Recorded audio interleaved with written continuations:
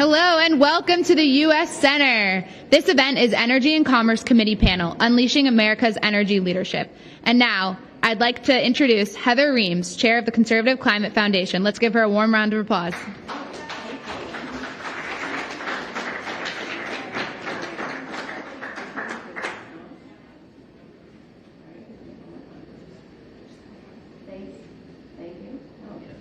It'll pop on. Oh, yeah, there you go. Speak. Thank you. Hi, I'm Heather Reams, and I am chair of the Conservative Climate Foundation. It's wonderful to be with you. And I am thrilled with the panelists that I have here on stage. I'm going to introduce the panelists and then open it up for their opening statements. We'll have a few questions and hopefully a great conversation. So to my right, I have Representative Kelly Armstrong from North Dakota. Next, we have Representative Buddy Carter from Georgia. And finally, we have Representative Marionette Miller-Meeks from Iowa. Thank you for being here. All are members of the House Energy and Commerce Committee, dealing with energy and climate. This is for two of the members, Mr. Armstrong and Mr. Carter, your first COP visits, and Representative Miller-Meeks, this is your third COP we have traveled together before. The Conservative Climate Foundation is a nonprofit organization in the United States that supports educational opportunities for members of Congress, their staff, and educating the public about the benefits of addressing climate change. We are very focused on energy independence, economic prosperity, and taking care of the environment. So this goes, I think, really hand in glove with where the Energy and Commerce Committee have focused over the last year. So why don't I kick it over to you, Mr. Armstrong, and you can tell us just a few words about your thoughts about being at COP, and also the Republicans' approach to addressing climate. Yeah, well, I think it's great to be here. We've had a great 48 hours. Being a part of this conversation moving forward is hugely important and impactful. And, the United States is one of the only countries in the world that's both food and energy secure. North Dakota is a big reason for that. Our number one and number two industries are ag and energy. I've been in the oil and gas industry since before I was born. Whatever the opposite of big oil is what my dad's company was. There were 7 full-time employees, and until I got elected to Congress, 3 of them had the last name Armstrong.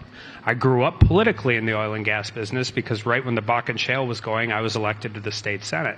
Turns out when you put 100 miles of pipe in the ground a week, you need different permitting processes and different regulatory regime than when you put 100 miles of pipe in the ground a year. Obviously come into Congress, do all of those things, and we're working forward towards doing that. We also recognize that in order for these things to continue and move forward, we have to figure out how we do it in the cleanest, most efficient way possible. I've said this very many times, but kind of in this order, it goes democracy, capitalism, cheap and affordable energy have lifted more people in the world out of poverty than pretty much everything else combined after that. And North Dakota has a great story to tell. The United States has a great story to tell. And as we continue down all of these different goals in 1.5 and all of that, the United States is part of the solution, and we really want to be a part of those conversations. Fantastic. Thank you. Representative Carter, you're from Georgia, and I'm thinking about nuclear, and I'm thinking about solar. I'm thinking about all the above, actually, when I think about Georgia. What's your perspective on tackling the climate challenges and the United States and how we can be supportive of addressing the climate challenge?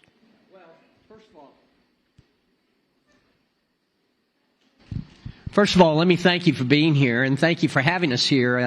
I am from Georgia. I'm very proud of the fact that we in Georgia have made sure that we've had affordable and available energy. For 11 straight years in a row, we've been voted the number one state in which to do business. One of the reasons for that is because of the availability of power, of energy. That's very important. You will note also, and I think it's important to note, that we recently have had the introduction, the startup of a nuclear reactor. Reactor number 3 at Plant Vogtle in Waynesboro, Georgia, and we're going to have reactor number 4 come up in the first quarter of next year. This is the first time in 30 years, the first nuclear reactors in over 30 years. So nuclear, as we all know, is part of the base load and part of reliable, clean energy. So I'm very proud of that and very proud of what we've done in the state of Georgia. It is important for America to be a leader in this area. It's important for us to be a leader, a world leader. It's important for us to share our knowledge, our expertise, our innovation. I always say the greatest innovators in the world are in the United States of America, and I truly believe that. And it's our responsibility as the democratic leaders in the world to make sure that we're sharing that kind of philosophy and that kind of expertise. Wonderful. Thank you. Representative Miller-Meeks, your third COP here, you were on stage, you and I were actually on stage last year, and it was, Republicans come to COP. But, this is kind of like easy peasy for you. What's your message today to our audience? Well, first I'd like to say that, easy peasy for Republicans, maybe not. But as Republicans being at COP and as individuals on the Energy and Commerce Committee, we all share a common principle. And that is we want the cleanest, healthiest planet to leave to our children and our grandchildren. But we also want to grow an economy and be able to compete economically around the globe. So we have pragmatic, conservative solutions to address climate, reducing emissions, and using the best of any of the above. In the United States, we have 50 laboratories of democracy, and there are different energy sources that are going to be available in different states. So in Iowa, believe it or not, this little Midwest state in Iowa of little over 3 million people has over 50% of its energy from renewables. Over 60% of our electricity is from wind, and we're a net exporter of energy. So when we're talking about liquid fuels, we have blended fuels, ethanol, biodiesel, we have compressed renewable natural gas, we have manure and digesters, we have closed-loop farming systems that sell energy back to the grid. And then, as I said, we have 50% from wind, but we also have a base load from natural gas. We used to have nuclear. We no longer have nuclear. Our plant closed down 3 years ago, not because of an incident. It was safe. It was affordable. It was clean. And there's talk about reinstituting nuclear in the state of Iowa. What I've seen this COP versus the last two COPs that I've been to is I think there's a more pragmatism that I sense at this COP. The tenor is different. The atmosphere or the aura is different. And so I think perhaps some reality set in with what we saw over the past couple of years with the war in Ukraine and what that did to energy supplies in Europe, and then also what happened in Sri Lanka with farming and farming practices. So agriculture has a big contribution to reducing emissions. I'm proud to tell Iowa's story and how we have done that without mandates and without emission standards, and we're going to continue to lead in that vein. So just as Iowa has innovated, the United States can innovate and export that knowledge as we learn from other countries as well, too. Fantastic. Come back over to you, Representative Armstrong. North Dakota is also an energy-producing state. You mentioned your family background in oil and gas. You have a unique role in that you understand this business well. And you also, as a legislator, understand what it means to economies. When you hear about reducing fossil fuels or phasing them out, how realistic do people in North Dakota think that is? That's sometimes, I'm not trying to be too provocative here at COP, but the keep it in the ground crowd is pretty alive and well here. North Dakota would beg to differ? Yeah, I think, and we don't do a good enough job telling that story, and I think there's this global conversation that exists, but if you grew up where I grew up, when I graduated from high school in 1995, nobody stayed. They left. We talk about national security, we talk about energy security, we talk about cheap, we talk about affordable and reliable. I have 35 communities in the western half of my state that not only are they surviving, they're growing, and every kid who graduates from high school in those communities can come back and work in those communities. And communities that were getting older and smaller and dying now have doubled, tripled, or even quadrupled in size. So when you live in a democracy and when you live in a democratic republic and you have a representative government, you can have these large-scale conversations, but you also better recognize that everybody in Congress and everybody everybody in the Senate and everybody in state legislatures and governors represent their constituencies, and those are hugely important conversations, not the least of which I would say we produce the cleanest barrel of oil, the cleanest MCF of gas, and we produce a real valuable product that the world needs, and we're going to continue to do it. Now, the flip side to that is I took this weird sidetrack where I was a criminal defense attorney for 10 years, so I've also picked juries. And consumers are demanding lower carbon emissions and carbon scores. And I don't care if it's a barrel of oil or a soybean. We produce a lot of things in North Dakota we don't consume there, and we're going to give the customers what they want. And that's how we'll continue to move towards lowering our carbon emissions. And doing that is because we're going to produce the things the world wants in the cleanest and most environmentally friendly way possible. Yeah, I often think about you said cheap, but affordable, right? Reliable is important when it's 45 below in February, too. It's pretty important. This isn't an intellectual exercise, but it gets to be 45 degrees below zero in North Dakota in February. Heat better be on. Yeah. And then clean, like you said, that this is what consumers are demanding, and companies are meeting that challenge. Representative Carter, your thoughts about the U.S.'s role in helping to reduce emissions. This is a global conference. We are one nation, but we are a mighty nation. We sometimes feel like we have an outsized responsibility. But talk to us a little bit about what you think is the U.S. role in helping to tackle the climate challenge. Well, first of all, we have to keep in mind that this is a global problem. I know everybody knows that, but sometimes you feel like you're in a shell in the U.S. and that it's only us and that we're the only ones who have to do something about it. And we know that that's not true. It's got to be a buy-in from everyone.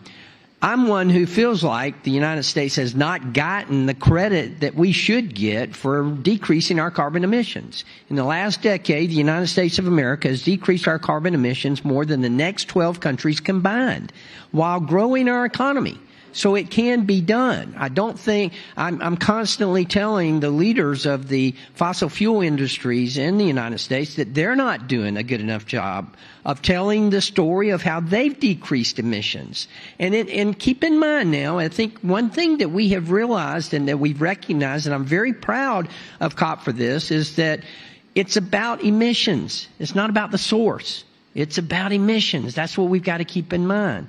And that's why it's important for us to tell that story. But we do have a responsibility. We have a responsibility, as I said earlier. The greatest innovators in the world are in the United States. We have to make sure that we are assisting the world. Just this past week, we passed a bill out of the Energy and Commerce Committee, and it was a bill that I sponsored having to do with nuclear energy.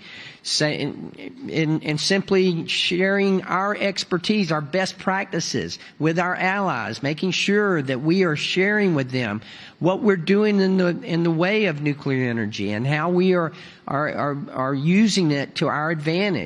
That's very important, but we do have a responsibility. We understand that responsibility, but it can't only be us who's doing it.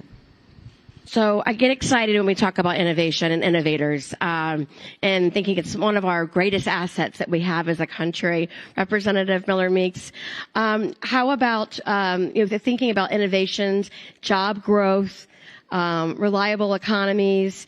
Can't we have our cake and eat it too? Can't we lower emissions and also have job growth? Or is it an either or?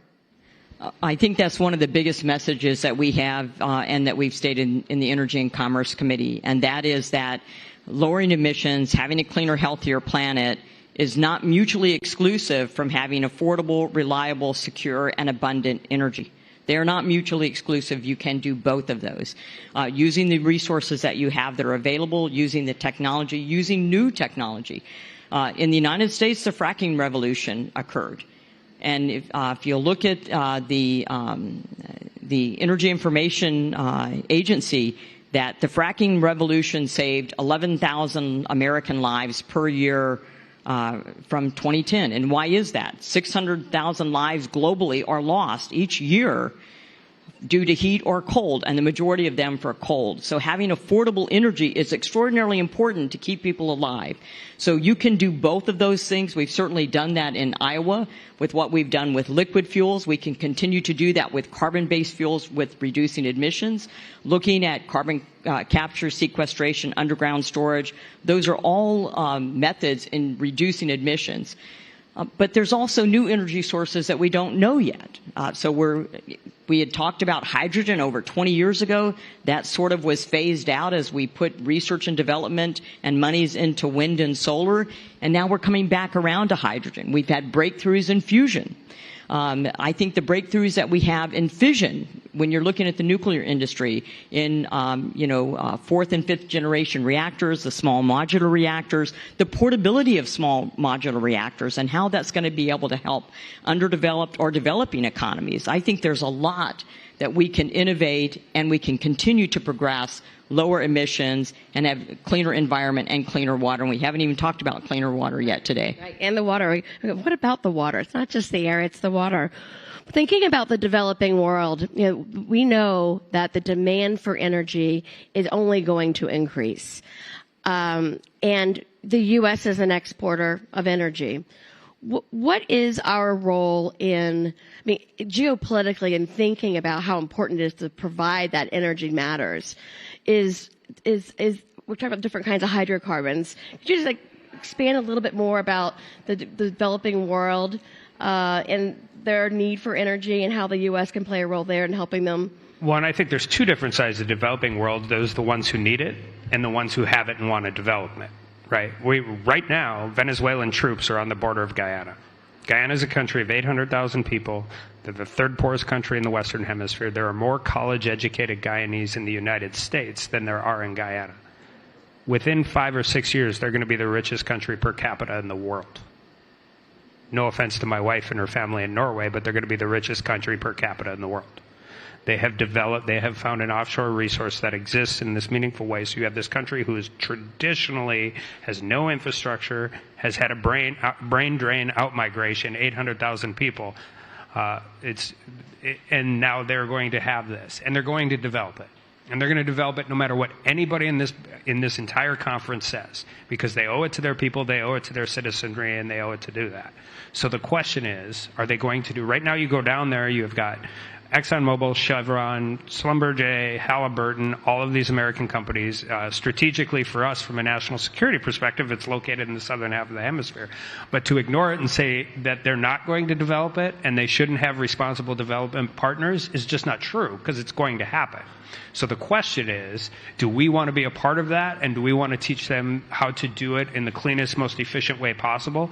And they have a sovereign wealth fund. There's two different versions of socialism, right? There's the Norwegian version and there's the Venezuelan version. We'd prefer they pick the Norwegian version. And they have an opportunity to do this. They've set all of this up. And I think far too often when we talk in these spaces, we tell people not to do something for these lofty goals and real goals. We want to reduce carbon, we want to save the planet, but I'm just telling you, if you live in a very poor country and you've been poor your entire history, your first responsibility is going to be to lift your people out of poverty. And that goes for people who don't have energy and need cheap and affordable and reliable energy, fertilizer, water.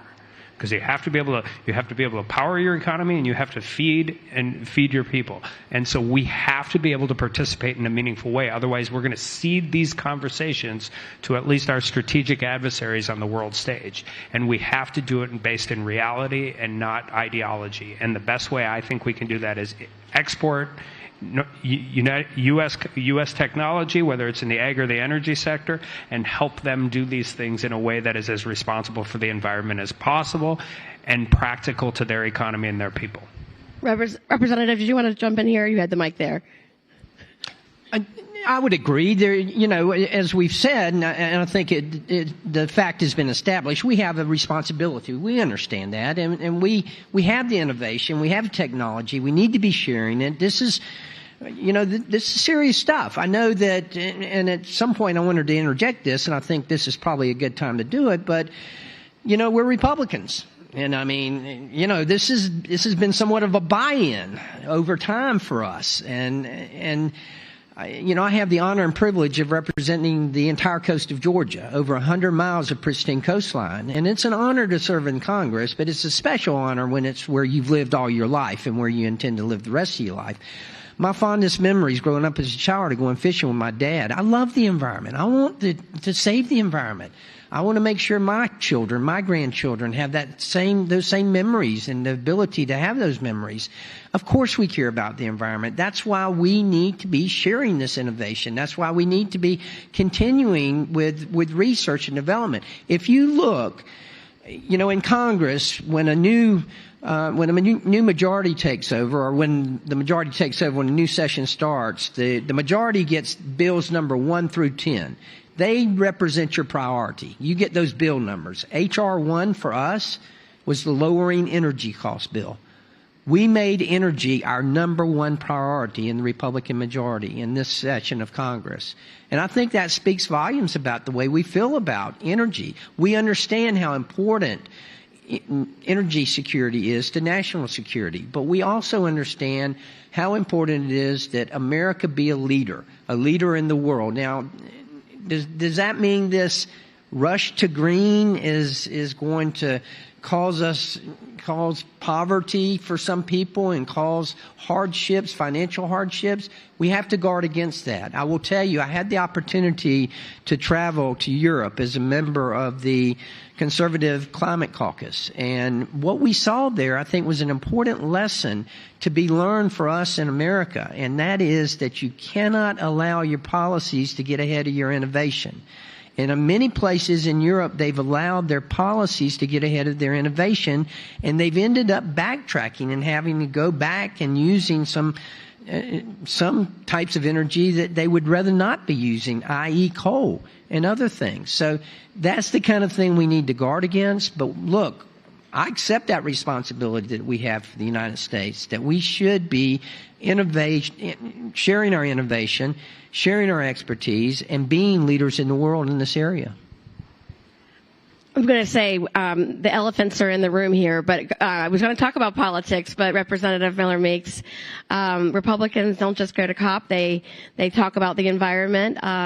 Is it a political challenge for Republicans to acknowledge climate change anymore? And Republicans wanting to solve a problem in a different way? I think Republicans tend to be solution-oriented. And so I think it's in that vein that when we have not participated in COP or other events, when we talk about the climate, environment, and energy, that a pragmatic voice on how do you get there? How do you get from here to there? And how is it affordable? How do you protect families? How do you protect jobs? Those need to be inserted in the conversation, too. Because the elephant in the room we haven't even mentioned and I haven't heard at COP is the Chinese Communist Party. And so as Representative Armstrong mentions Guyana, and Representative Carter, and you're talking about energy and how do we, how do we interact with the rest of the world? The rest of the world needs energy. I think every COP I have been to, it's acknowledged that energy demand is going up. So if energy demand is going up, what source of energy supply and energy resources do we have? How do we meet increasing demand? So you can do some of that on efficiencies and greater efficiencies, which we continue to work on, and globally we continue to work on.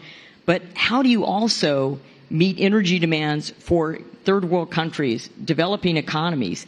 Because if the United States or other countries are not willing to do that, and all we're willing to do is sign an international accord and say, no, you can't do that, those countries are going to get energy from elsewhere. And if the energy they're getting is a coal-fired plant that's built by the Chinese Communist Party, and those are the people who work in that area, are we really helping to solve a global climate problem? Or are we worsening a global climate problem and putting another nation in a precarious position? So that responsibility goes beyond just what we innovate. It goes beyond what energy sources we have. We have a responsibility to those nations, I feel, ethically, to be part of that solution for them too. So what energy solutions are better for those countries? Rather than saying, no, you can't develop your own resources, how do we help you? And this, I think, was the point Representative Armstrong was making. How can we help you develop those energy resources in the cleanest manner possible, not going what we went through 100 years ago, but knowing the information, knowledge, and innovation we have today. And I think it's extraordinarily important. As we know, China is not part of any international accord, and right now they're the greatest emitter of greenhouse gases on the planet. And they're not slowing down. Are they incorporating nuclear? Yes. Are they trying to incorporate other renewable sources? I think that they are, but at the same point in time, they're continuing to build coal-fired plants and utilize coal and build those in other nations. You said China. China. That was the other. I think China. I think about supply chain challenges. This is not a red or blue issue, right? This is an issue I know that both sides of the aisle talk about. Representative Armstrong, could you elaborate about some of the concerns that you have as a representative on the Energy and Commerce Committee in dealing with China? Two things can be true at once. The world's going to need more natural gas in 10 years, and the world's going to drive more electric vehicles in 10 years. Both of those things are going to be true. But if we're talking about electric cars, we're talking about batteries, we're talking about electrification, then you're talking about critical minerals. And you're talking about a country that controls 40% of the processed lithium in the world, which means they control the lithium market. And we know this in the United States, and a lot of this is self-induced, particularly in siting and permitting and the economics of why businesses do this other places. But we need to have real conversations with our friends and allies about nearshoring and figuring out how we produce these things, and we open up and expand the supply chains to this.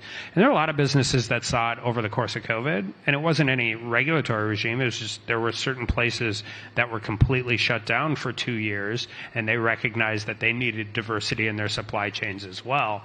But I think if you're talking whether it's hybrids, electric, all of those different issues, by the way, those are the same things we all need in our phones, in our ballistic missiles, in our national defense. They're not just needed for the electric vehicles and the batteries. We need them everywhere, and we have ceded far too much of that supply chain to one country. It wouldn't be good if it was any one country. It's particularly more problematic because of the one country it is. I couldn't agree more, and I think Kelly hit the nail on the head there. You know, I'll share a quick story with you. You know, we in America have got to get past this with mining and with processing of minerals. We have got to get past this. I have the honor and privilege, as I said, of representing the coast of Georgia, and we have the Okefenokee Swamp, which is the largest blackwater swamp in North America, and it's a great place, but they want to do some mining near it. Well, everyone's up in arms. Oh my gosh, we can't do that. Well, if we're not going to do it, and I'm not advocating one way or the other, the science should decide that. But if we're not going to do mining in America, we're going to become dependent on China for all of these minerals, then we've got a big problem, and we have to recognize that. But to the process, to the subject of permitting, you know, my legislative director, Tommy Reynolds, is here with me. We had the opportunity to go to Houston a couple of times, and both times that we've been there, the number one issue that energy companies bring up, permitting. It is crushing us. It is crushing us. Now, I want to tell you a real quick story, and I don't think it's apples and oranges. I think it is relevant just to give you an idea of how broken the permitting process is in America. And we have the Port of Savannah in my district. The Port of Savannah is the number 3 container port in the country. We just finished the Savannah Harbor Expansion Project, which deepened that port from 42 feet to 47 feet. Now, that project finished in March of 2022. The permitting process for that project started in 1996. Started in 1996 and didn't get finished until March of 2022. That process is broken. We have got to address the permitting process in America. We had some success with NEPA, and when we were dealing with the debt ceiling, and that was good. But we need a lot more. We need a lot more progress in the way of permitting. I'm just going to kind of follow up on both of their comments. And as we're looking at energy and cleaner sources of energy, and we look at currently for the technology and to for solar panels or for wind turbines, utilizing critical minerals, utilizing lithium. Look at all of those minerals: cobalt, lithium, the rare earth elements. We're not permitting mines to open in the United States. We have the Duluth copper mine, which we've tried for over a decade. It's still not open. The people in that area want it to be open. The union workers want it to be open. So where do we source those from? They're sourced primarily through the Chinese Communist Party. The processing facilities are overseas. What type of environmental practices does the Chinese Communist Party use? When it is in the Democratic Republic of Congo, what type of labor do they use? Are they using child labor? Are they using slave labor? What environmental practices for their mining are they using? How clean is that? And if we had a life cycle carbon analysis for every energy source, whether it's wind, solar, ethanol, biodiesel, nuclear, natural gas, would we find out that things we presume are clean because they have low emissions on the electricity generating side, would we find out from inception to disposal they're not as clean as we thought they were? And how much are they contributing to greenhouse gas emissions? I think that type of an accounting system, if you will, for energy would drastically change our perception. And things that seem not so clean, you may find out that they're actually cleaner. As we said, natural gas in the United States is cleaner, should be part of our portfolio. And if we're focused on the emission, agnostic of the source, I think we'll come up with more practical solutions to having affordable, abundant, reliable, secure energy, which allows us to grow an economy and compete globally around the world. Fantastic. Permitting reform, Representative Carter, glad you brought that up. We all know we need it. Both sides of the aisle know they need it. What's the likelihood of something happening as we're getting into election time in 2024? What do you think the chances are of getting, I'll start down, go to up or down? We're doing this? Well, by the way, before the next election? Yeah. I wouldn't bet on it. But I think it's, by the way, we've seen a lot of this across Europe and across the whole world. One of the functional problems with linear infrastructure, it doesn't matter if it's a highway, it doesn't matter if it's a pipeline, it doesn't matter if it's a transmission line. You don't have to stop it everywhere. You only have to stop it in one spot. And it turns out, it doesn't matter if you live in North Dakota or Georgia or Iowa or Germany, utilitarian infrastructure is never popular locally.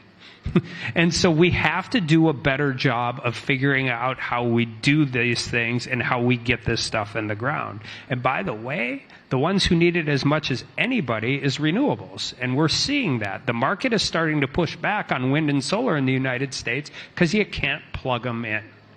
And for every time, I would say the one distinction I have seen Republicans for the most part are agnostic towards infrastructure. You want to plug in offshore wind, we're your guys. You want to put a pipeline in, you're your guys. But I can give you something a little closer to home, right? All the people in North Dakota who were protesting the DAPL pipeline are now in favor of the Summit Carbon Pipeline. All the people who were in favor of the DAPL pipeline are opposed to the Summit Carbon Pipeline, which is coming from Iowa. It's the same pipe. Like what's actually transported through the pipeline, it's the same infrastructure, and it's essentially in the same spot. So we have to figure out a better way of getting agnostic towards that. If you're in favor of a pipeline, you're in favor of a pipeline. If you're opposed to a pipeline, come talk to me after this, and I'll talk about why it's still the safest and most efficient way to transport something. But it shouldn't particularly matter what's in the pipeline until you bring the geopolitical politics involved. That was a long answer to no, we are not going to pass permitting reform before the next election. It is so necessary, though. We were talking about there's so much money that's out there for the growth of renewables, for energy that's there. Both sides of the aisle know this is important, and the odds of not getting it are there. So bicamerally, we don't see any consensus, and we don't see consensus amongst parties. Is that a fair assessment, Representative Carter? I think it's a fair assessment. I will say, in answer to your question, are we going to see permitting reform before the end of this session? I think the chances are slim and none. Now, having said that, I'm an optimist, and I believe there's hope. And I have to tell you that if I'm leaving with anything from this conference, hearing that finally we have accepted that we need to have 3 times as much nuclear energy as we have had in the past, that to me was significant. And I couldn't help but note that when I was walking, we did a lot of walking around here. And when we were walking up here, one of my Democratic colleagues leaned over to me and she said, "You don't know how much that took for us Democrats to get to that point." And I thought, wow, this is great. So, look, I'm optimistic. And I believe that we can get there. I believe we can get there with permitting for it. It's going to have to be an educational process. People are going to have to understand how important this is and how necessary it is. We got to get past this not in my backyard, type of mentality, because it's always the mentality that people have. But again, I'm just optimistic, and I just can't tell you how happy I am to be leaving here knowing that finally, and that's why we need to be here. It would have been easy for us just to say, we're not going to participate in that. And a bunch of liberals who aren't going to listen to us. No, this is where we need to be. This is exactly where we need to be. A weekend trip to Dubai. Yeah. With a head cold. Representative Miller makes on permitting reform. Do you have thoughts? We leave one vote to go to another vote. I'm going to remain optimistic. So we did get some permitting reform in the debt limit, the FRA, the Fiscal Responsibility Act. We'd like to see the Biden administration come to fruition on what they agreed to and what was signed into law. And I think that would do a great deal to put faith in members on both sides of the aisle that it was negotiated and signed in good faith. The other thing is that there are small aspects of permitting reform or judicial review that could be looked at as a standalone bill. So whether it is a pipeline, whether it's a road or a bridge, or whether it's a transmission line. As I said, Iowa has 60% of its electricity from wind. We're a net exporter. So our utility companies are looking at transmission line. Our grid is MISO. MISO is looking at transmission lines. And how do we improve our grid infrastructure, our resilience? And we've said often as Republicans that energy security is national security. That comes to the grid as well. And so looking at how we can make those types of improvement, I think are things that are bipartisan. And both parties are looking forward to doing and want to do. So if we operate in good faith, and we're honest and keep our word, I think that moves us forward. And so I think part of this now rests on the Biden administration to show that they, in fact, are going to keep in the negotiated agreement that they had in the debt limit and go forward with allowing permitting reform and how they're going to put those policies in place. Getting towards the end of our visit here together, a question I wanted to ask you is, recognizing we are, if not permitting reform, what is possible in this Congress that we can advance lowering emissions? I'm recognizing that permitting reform is huge. Is there other things the committee's working on that you want to see? Yeah, and I mean, there are a lot of discussions going on permitting reform, but I mean, like Senator Lujan and Senator Kramer have been talking about a transmission reform since they were both in Congress. We have members on both sides of the aisle that are having this conversation in a meaningful way. That's a big difference from putting a big lift into a presidential election year. But I don't want to discount what actually happened in the FRA. I mean, we codified 1 and 2 year environmental analysis and environmental impact statements. That is something that has traditionally been into a rule. And then I would also point that whether we like it or not, there's a decent chance the U.S. Supreme Court's going to have some significant ruling on what is called the Chevron doctrine. And if that comes out against the Chevron doctrine, Congress is going to have to get into the game in the agency review process in a real meaningful way, which, by the way, is the way it should be. Yep. There are a lot of great people that work for agency. I mean, it's easy as a Republican to beat up on agencies and agency employees, but there are a lot of great people that work there.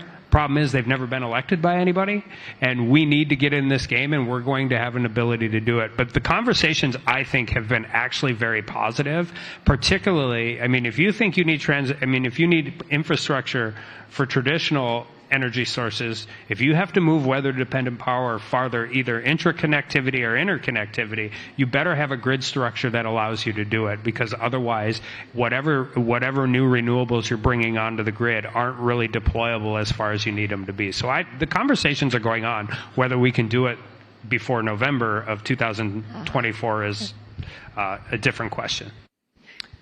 You know, he's a pretty smart guy to be from North Dakota and to be a lawyer. But anyway, But I have to say that I couldn't agree more. I think that, you know, one of the things that we've been dealing with, as all of you know, has been our budget process. And one of the things that we've been talking about in committee has been the reauthorization of a lot of these agencies. They have not been reauthorized. We have been failing in our responsibility in Congress. Our responsibility is to oversee these agencies, and it is to reauthorize these agencies. So if we start doing that, I think that we will get some results that perhaps we never thought we would get in the past. Now, will it be before the end of this session? I'm not sure that will be the case. But I do think that this momentum, if you will, that you see with Congress right now, looking at our budget, being fiscally responsible, looking at the fact that, you know, we've got $33.6 trillion in debt, that if you look at the four top line expenditures in our budget right now, number one is Social Security, number three is Medicare, number four is defense. What's number two? The interest on our debt. We recognize we can't continue on that. So we are what the message I'm bringing is that we are taking the budget process much more serious now. And that will include the reauthorization of a lot of these agencies. And I think that that's where we can get their attention. Very good.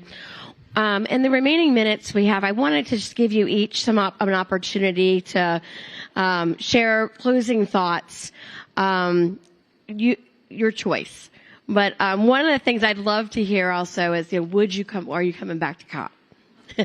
So first I'd say, yes, I'm coming back to COP, but I'm going to follow up since Representative Carter ended on such a high note there. I'm just going to say what is happening in Congress and done is what he actually said, and that is top conversations on nuclear and passing legislation on nuclear, and that's in a bipartisan fashion. And then the next thing I'm going to say is actually not on energy, but related to energy, and that's cybersecurity. And so how cyber interacts with our grid, with our energy system, which we haven't mentioned that, but that's something that's also happening in a bipartisan fashion. And then number three, the fact that we're talking about transmission, and if you have to have a pathway and an easement for a pipeline, have one for a transmission line, and put those in concert together. So I think those are things that are all happening in a bipartisan fashion, those conversations. I look forward to coming back to COP because every single one of us want a cleaner, healthier planet for our children and our grandchildren, but we know that the U.S. has to be able to compete economically around the world, continue to raise people out of poverty, and continue to create wealth, which allows us to reinvest into having a cleaner, healthier environment. Representative Carter. Yes, I'm coming back to COP. This is my first time that I've been here, but I will be back and I will stay engaged. This is extremely important. As I said numerous times before, I represent the entire coast of Georgia. That's important. I actually advocated to be on the Select Committee for Climate Change. I felt like the representative for the state of Georgia should be on that. And I was on that, and I'll continue to be involved in these type of issues.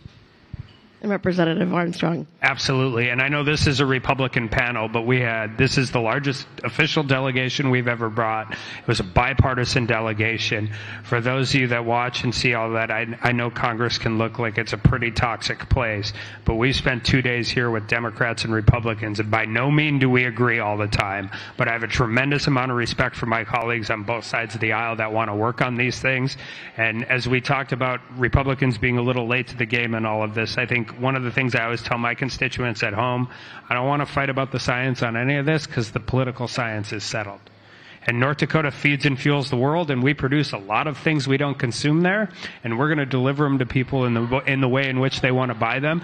And as we move forward, that's going to be based on emissions, that's going to be based on carbon, but we're never, ever going to apologize for being part of the reason why the world has the cheapest and most secure food and fuel supply that it's ever had in history, and I'm proud to be from a state that's a big part of that. I thought it was Iowa that fed and fueled the world. We have oil. Well, thank you. This is a wonderful panel. Please give them a round of applause. Thank you so much for your participation and for coming to Dubai for the weekend. And thank you all for being such an awesome audience. Thanks, everybody. Thank y'all. Amazing panelists. That concludes our events for today at the U.S. Center.